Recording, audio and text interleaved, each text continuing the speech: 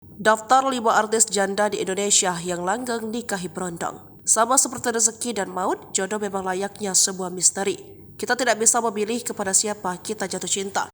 Bisa jadi dengan sosok yang jauh lebih muda. Itulah yang dirasakan sejumlah artis cantik tanah air berikut ini.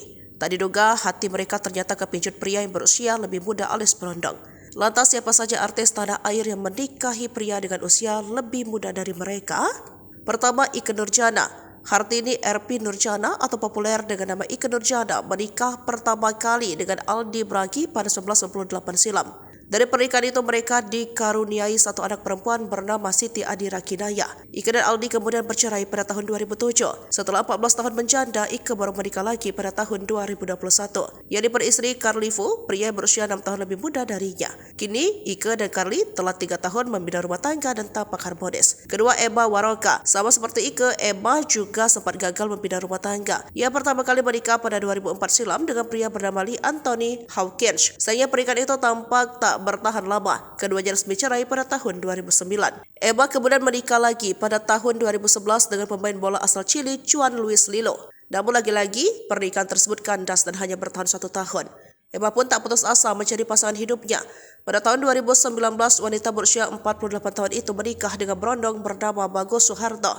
Kisah cinta mereka cukup disorot. Pasalnya Bagus berusia 18 tahun lebih muda dari Emma. Kendati demikian, keduanya berhasil membuktikan bahwa umur bukanlah penghalang sebuah pernikahan. Ketiga, Sarina. Ia juga masuk ke dalam daftar artis yang kepincut dengan berondong. Ia sempat menikah dengan pria bernama Taufik Rizky pada 21 Desember 2007. Namun, pernikahan itu hanya bertahan selama 3 tahun saja. Ia kemudian move on dan melabuhkan hatinya pada aktor Rian Delon. Rian sendiri berusia 1 tahun lebih muda.